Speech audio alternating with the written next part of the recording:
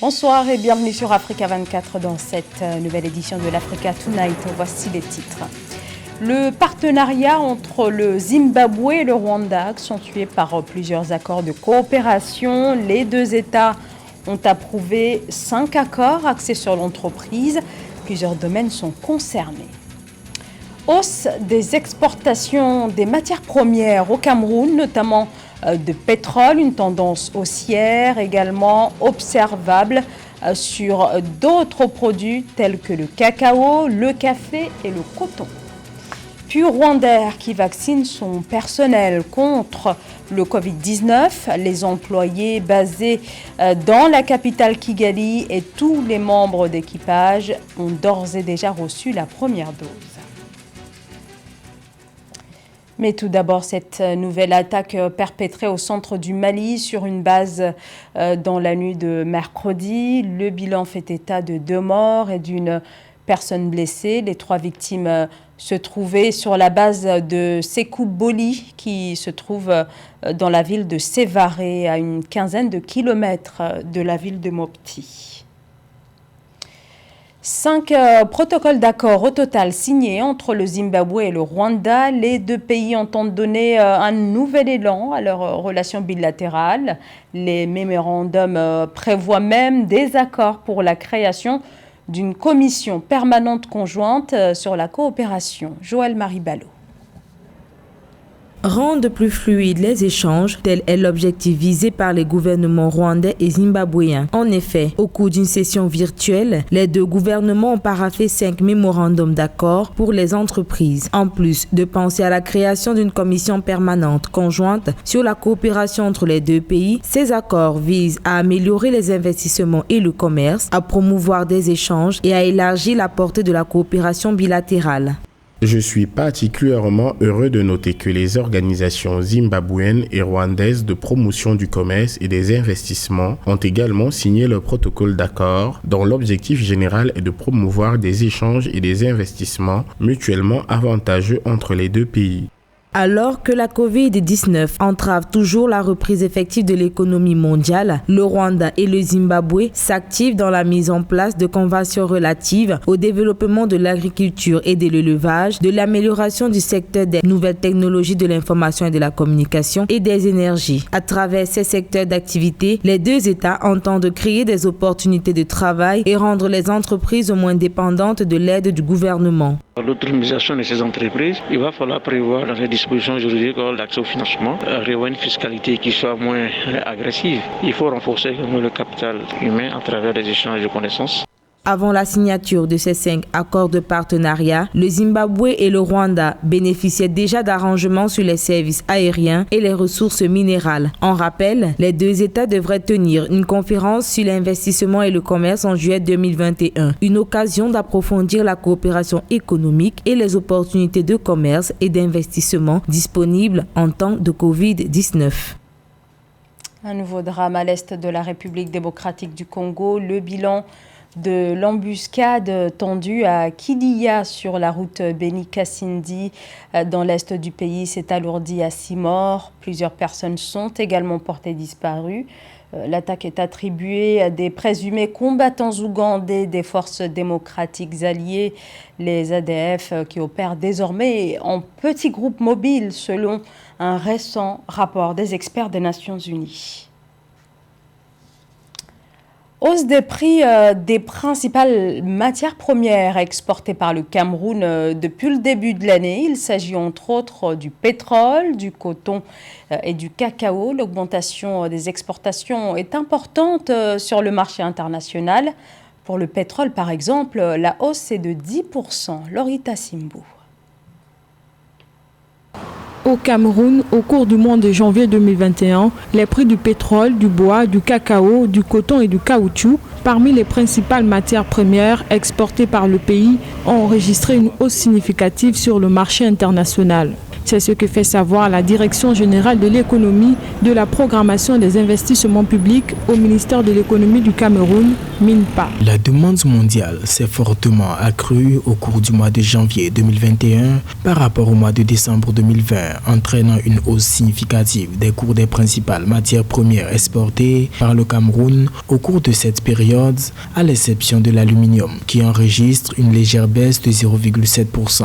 La hausse est de 10% pour le pétrole, 14,7% pour le bois, 15,7% pour le cacao, 26% pour le coton, 10,4% pour le caoutchouc, 18,2% pour le café arabica et 12,7% pour le café robusta. Le ministère de l'économie, de la planification et de l'aménagement du territoire, MINPA, explique cette hausse significative des cours des matières premières par la confiance qui s'établit après la découverte de plusieurs vaccins et l'initiative des campagnes de vaccination contre le Covid-19 dans plusieurs pays, malgré quelques confinements observés de par le monde. Pour un pays exportateur des matières premières comme le Cameroun, l'amélioration de la conjoncture internationale est sans doute une bonne nouvelle. De surcroît pour une économie qui a connu une récession modérée en 2020 à cause notamment de la crise de la Covid-19.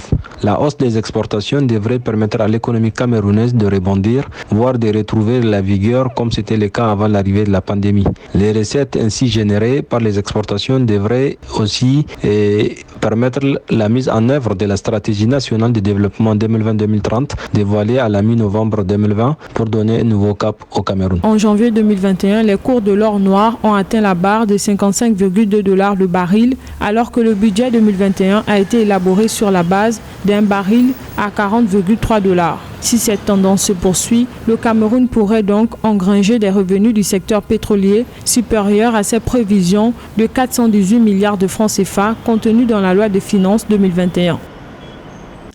Les ministres des Finances des pays industrialisés du G7 sont d'accord pour une nouvelle émission de droits de tirage spéciaux du Fonds monétaire international, un accord pour soutenir les pays en développement dans le contexte actuel marqué par les multiples impacts de la crise sanitaire. Aïssatou Bari. Le G7 va soutenir l'émission de droits de tirage spéciaux d'un montant de 650 milliards de dollars pour les pays en développement afin de mieux répondre à la crise du Covid-19. Cet accord conclu entre les membres du G7 ouvre la voie à une action cruciale et concertée qui devrait garantir une relance économique des pays à faible revenu. Il s'agit aujourd'hui d'une étape très importante et stratégique en ce qui concerne le droit d'émettre à nouveau des droits de tirage spéciaux par les ministres des Finances du G7. Les DTS sont notre chance d'accomplir quelque chose de transformationnel pour un grand nombre d'économies frontières. Selon le FMI, cette allocation va augmenter substantiellement les liquidités des pays sans alourdir le fardeau de la dette. Rappelons que cette nouvelle émission de DTS pour fournir de la liquidité aux pays concernés sera la première depuis 2009, juste après la crise financière qui a conduit à la grande récession. Je ne peux pas considérer pour ma part qu'une institution qui a failli dans ces 3 missions qui lui avaient été attribuées au moment de sa création en 1946, je parle du Fonds monétaire international, et qui survit simplement comme un gendarme des nations industrialisées pour favoriser la spoliation des ressources des pays en voie de développement, puisse être d'une quelconque utilité au développement des pays en voie de développement. Les DTS sont le produit de l'échec du Fonds monétaire international. Le Fonds monétaire international tel qu'il a été créé par des accords de Bretton Woods avait 3 missions et qu'il n'a pas réussi à accomplir au moment où on l'a créé. Après avoir échoué la mission de la stabilité des taux d'échange et la mission de la convertibilité totale du dollar en or ou de l'or en dollars. Ce sont ces échecs-là qui me font toujours penser que nous sommes en train de confier notre destin à un fantôme qui n'existe pas en notre faveur. La facilité de liquidité et de viabilité est un autre moyen important d'aider les pays africains à accroître leur liquidité. Dans le cadre des discussions sur le DTS, il a été convenu que le G7 travaillerait avec les FMI pour progresser dans le renforcement de la transparence et de la responsabilité concernant l'utilisation de ces fonds.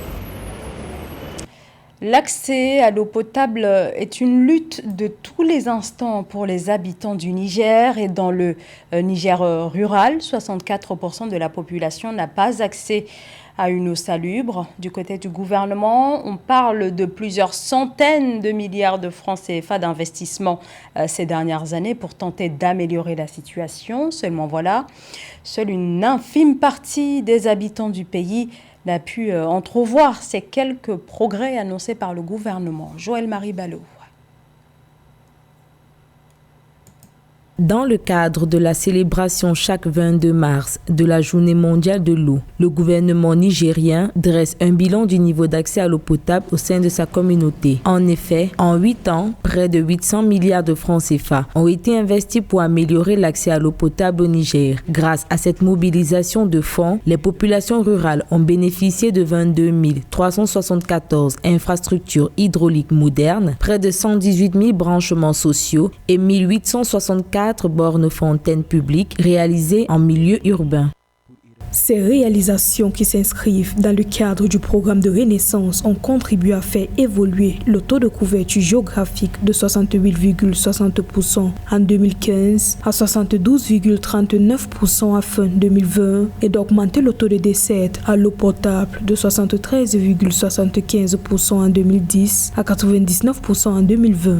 Malgré des avancées dans le secteur hydraulique, la desserte en eau potable dans les zones rurales reste à améliorer. Pour des millions de Nigériens, diverses stratégies doivent être mises en place. Le transport par voie de canalisation de l'eau des zones de forte productivité vers les zones déficitaires, la réalisation tout le long des fleuves des stations de traitement et de pompage. L'augmentation de la population dans le pays entraîne souvent la surexploitation des infrastructures et des ressources hydrauliques existantes et met en péril l'approvisionnement en eau, ce qui doit amener le gouvernement à mobiliser davantage de ressources pour renforcer les infrastructures hydrauliques. Il faudra également mettre l'accent sur l'utilisation rationnelle des ressources en eau dans tous les secteurs d'activité et garantir la viabilité des retraits et de l'approvisionnement en eau douce afin de tenir compte de la pénurie d'eau en lien notamment avec le changement climatique.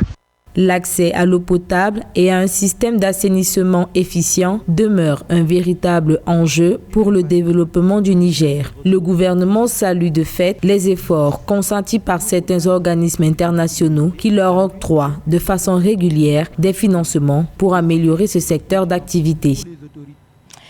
Le Rwanda est l'un des premiers pays africains à avoir reçu des vaccins Pfizer-BioNTech.